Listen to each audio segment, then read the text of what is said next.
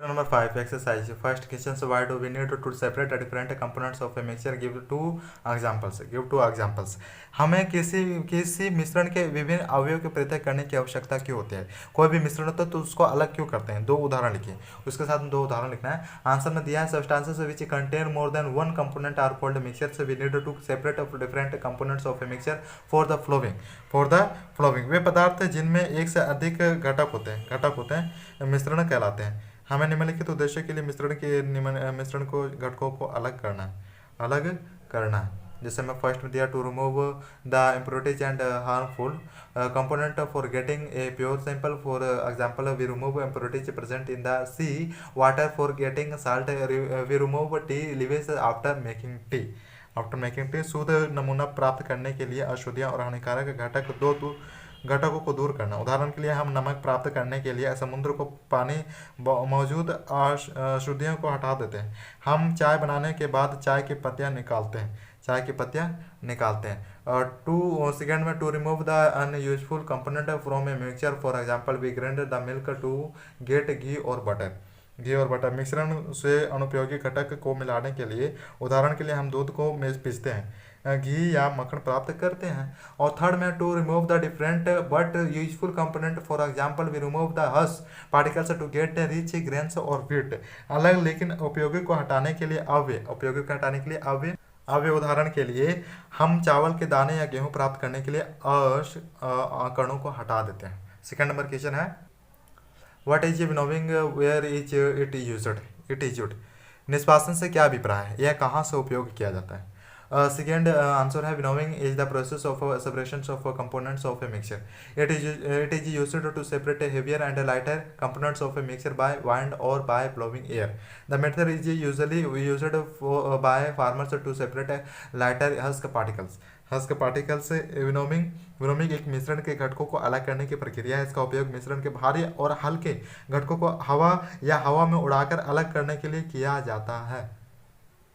From heavier seeds of grain, when the mixture of wheat or rice grains with husk is allowed to fall down from some height in the flowing air, then the wind carries away the lighter husk with it, and the heavy wheat or rice grains fall vertically down on the plates from our ground. So in this process, wheat or rice grain gets separated from husk.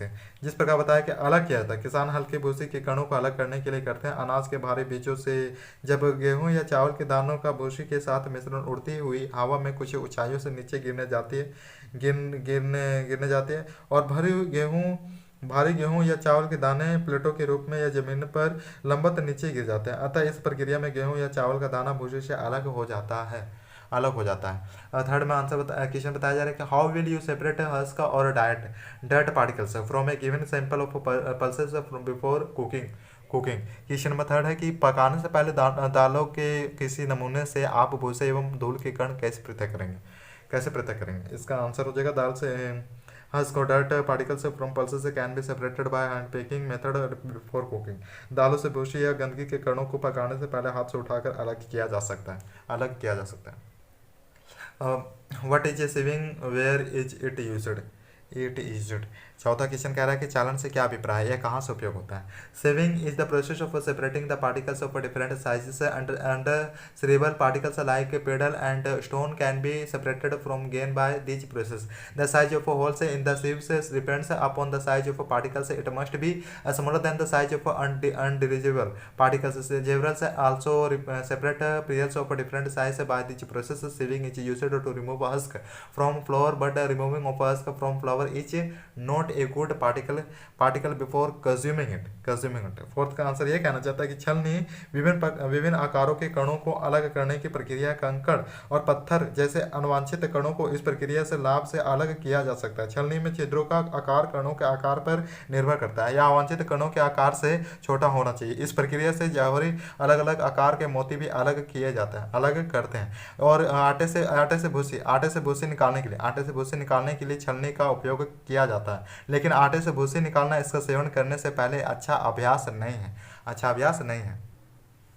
We should consume it along with the husk because husk provides roughage which is useful for our body in bowel movement. Sieving is also used at construction sites to separate pebbles as stones from sand. जिस पर क्या बताया कि इसको चीनी घोल कर बर्फ डालेंगे, तो हम पानी में चीनी घोल कर बर्फ डाल लेंगे। क्वेश्चन नंबर 4 बताया आपको, सॉरी आपको गलत बता दिए कि आटे से भूसी निकालने के लिए छलनी का उपयोग किया जाता है, लेकिन आटे से भूसी निकालना इसका सेवन करने से पहले अच्छा अभ्यास नहीं है। क्वेश्चन नंबर 5 देखिए, how will you of separate sand and water from their mixture. जैसे 5 में कह रहा है कि रेत और जल के मिश्रण से आप रेत तथा जल को कैसे पृथक करेंगे। रेत और जल को अलग अलग पृथक करते हैं, यहाँ पर फिगर भी दर्शाया गया है। Sand and water can be separated by decantation process from their mixture. इसको अलग करने के लिए आप डिग्नेटेशन के द्वारा कर सकते हैं, डिग्नेटेशन प्रोसेस के द्वारा कर सकते हैं मिक्सचर को अलग करने के लिए। टेक ए बीकर 100 मिलीलीटर, एक बीकर लीजिए 100 millilitre and fill it half with given sample of water. एक यहाँ पर उदाहरण में दिखाया भी गया है, तो आधा तक पानी उसमें भर दीजिए। स्टीर द वाटर थ्रोली, इसके माध्यम से यहाँ पर दर्शाया गया उसके माध्यम से इतना तक आप इसको देखते हुए इतना तक पानी भर सकते हैं। Now lift the beaker undisturbed for some time, और कुछ देर रहने दीजिए बिना कुछ उसको हिलाए। After some time the sand will get settled at the bottom of the beaker and water remains separate on the sand।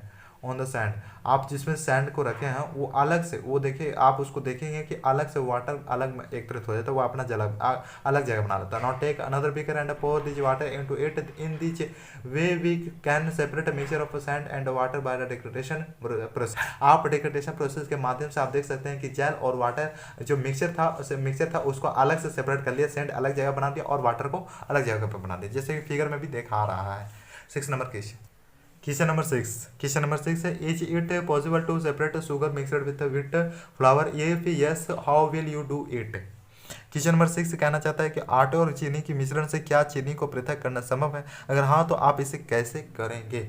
We can separate sugar from wheat flour by sieving. आप अगर आटे को अलग करना चाहते हैं तो एक चालन की प्रक्रिया के द्वारा होता है। Put the mixture of sugar and wheat flour into sieve. आप किसी के भी जैसे शुगर होता है तो और फ्लावर होता है, दोनों को इसी के माध्यम से अलग किया जाता है। Sieving flowers the fine flour particles to pass through the holes of the cells. देखते हैं कि आप चलने में धीरे धीरे उसका होल्स रहता है जो उसी के थ्रू वो पास कर जाता है जो अलग होती है। While the sugar particles remain on the save, और वो क्या होता है चालन को ऊपर आ जाता है। शुगर जैसे चीनी है तो चीनी को और उसमें डालिएगा तो क्या चीनी ऊपर आएगा और जो आटा है वो अलग से निकाल कर होल के थ्रू निकल जाएगा। So by sieving process we can separate sugar mixed with wheat and flour. आप इस दौरान आप इस सेपरेट के आप इस सेविंग प्रोसेस के द्वारा आप व्हीट और शुगर को अलग कर सकते हैं। Question number 7, how would you obtain clear water from A sample of muddy water. Question number 7 कहना चाहता है कि पंकिल जल के किसी नमूने से आप स्वच्छ जल कैसे प्राप्त करेंगे। we can purify the muddy water by the process of loading।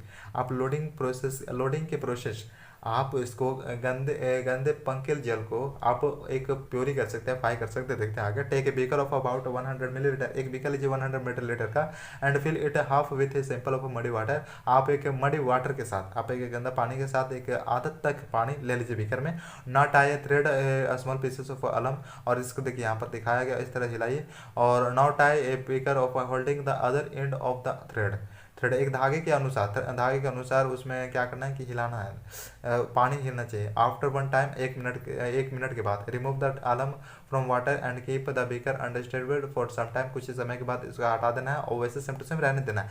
We will observe that the dust particles becomes heavier. अब फिर उसको बाद देखिए कि उसका जो धूल है वो कैसा आपको देखता है, प्रतीत होता है।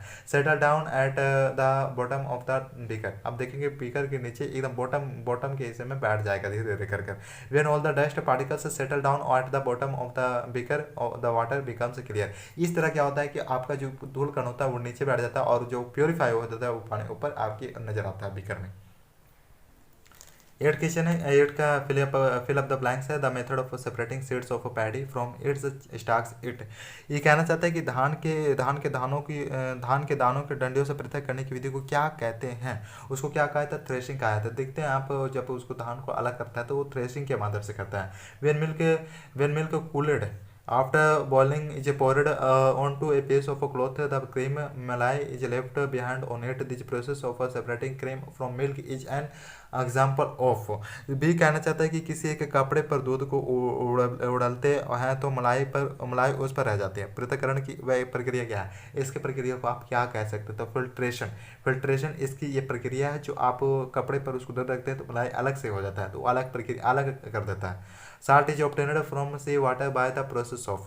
साल्ट नमक है, समुद्र के जल से नमक बिलिंग द ब्लैंक्स प्रक्रिया द्वारा प्राप्त किया जाता है। प्रक्रिया है इसमें, इवोपरेशन है। इवोपरेशन देखिए, आप साल्ट होगा, नमक होगा, तो इवोपरेशन के द्वारा, वाष्पन के द्वारा वो क्या होता है कि जल नमक समुद्र के जल से नमक अलग हो जाता है। Impurities settled at the bottom when muddy water kept overnight in a packet. The clear water was then poured off from the top. The process of separation used in this example is used. Last है, जब पंकिल जल को पूरी रात एक बाल्टी में रखा जाता है तो अशुद्धियाँ तली में बैठ जाती हैं। इसके पश्चात तो स्वच्छ जल को ऊपर से पृथक कर लेते हैं। इस समय उपयोग होने वाली पृथक्करण की प्रक्रिया को क्या कहते हैं, इसका आप इक्वेशन 7 में बताएं और आंसर भी बताएं। डिकेटेशन के द्वारा होता है इसका।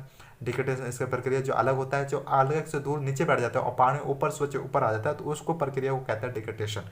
9th है, ट्रू और फॉल्स बताना। A mixture of milk and water can be separated bye filtration. दूध और जल के मिश्रण को निस्यंदन द्वारा पृथक किया जा सकता है। ये पृथक किया जा सकता है, दूध और जल है तो ये कदापि अलग नहीं हो सकता, आप तो जानते हैं। ये mixture of powdered salt and sugar can be separated by process of winnowing. और नमक तथा चीनी के मिश्रण को निष्पादन द्वारा पृथक किया जाता है। आप निष्पादन देखे होंगे तो उसके द्वारा नहीं किया जाता, उसका अलग उसका रहता है, जो अलग किया जाता है उसका, वो आप किसके द्वारा नहीं कर सकते हैं, विनोमिंग के द्वारा नहीं कर सकते हैं। विनोमिंग किसका किया जाता है, आपको मालूम होगा, शुगर और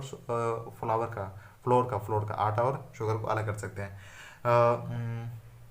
सेपरेशन, विनोविंग नहीं, सीविंग का। Separation of sugar from T can be done with filtration Shri कहना चाहता है कि चाय की पत्तियों को चाय से पृथक्करण निस्यंदन द्वारा किया जाता है। चाय की पत्तियां हैं तो चाय से अलग किया जाता है, तो निस्यंदन द्वारा किया जाता है। ये भी पूरा तरह से रॉन्ग है। निस्यंदन प्रक्रिया द्वारा नहीं किया जाता, फिल्ट्रेशन प्रक्रिया द्वारा नहीं किया जाता, इस सीविंग के द्वारा किया जाता है। जो हम लोग फ्लोर और शुगर के बारे में बात किए थे, सीविंग के द्वारा, जो ऊपर आपके पत्ते निकाल देता है और चाय अलग से निकाल जाता है। Grain and must can be separated with the process of decantation.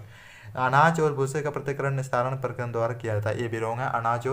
अनाज और भूसे को अलग करने के लिए डिकेटेशन का प्रयोग नहीं किया जाता है, रॉन्ग है, इसका आंसर रॉन्ग है। 10 question number lemonade is prepared by mixing lemon juice and sugar in water. You wish to add ice to cool it. Should you add ice to the lemonade before or after dissolving after sugar? In which case would it be possible to dissolve more sugar? Question number 10, जल में चीनी तथा नींबू का रस मिलाकर शिकंजी बनाई जाती है। आप बर्फ डालकर इसे ठंडा करना चाहते हैं। इसके लिए शिकंजी में बर्फ चीनी घोलने से पहले डालेंगे या बाद में? किस प्रक्रम में अधिक चीनी घोलना संभव होगा? We should add ice to lemon after dissolving sugar. Sugar dissolve easily in lemon juice without pouring ice into it. Solubility depends on the temperature. If the temperature is high, then solubility is also high, and if temperature decreases, then solubility will also decrease. When decreases, then solubility will also decreases. When you add ice to cool the solution of sugar and lemon juice, then the solubility of sugar will be decreased. So we will add ice after dissolving sugar in water. इसका answer देखते हैं। नींबू पानी में घुलने के बाद बर्फ डालनी चाहिए। चीनी नींबू के रस में बिना बर्फ डाले चीनी आसानी से घुल जाती है। अगर घुलनशीलता तापमान पर निर्भर करती है। यदि तापमान घटता है तो घुलनशीलता भी कम हो जाएगी। जब आप चीनी और नींबू के रस के घोल के ठंडा करने के लिए बर्फ डालते हैं तो चीनी की घुलनशीलता कम हो जाएगी, तो हम पानी में चीनी घोलकर बर्फ डालें।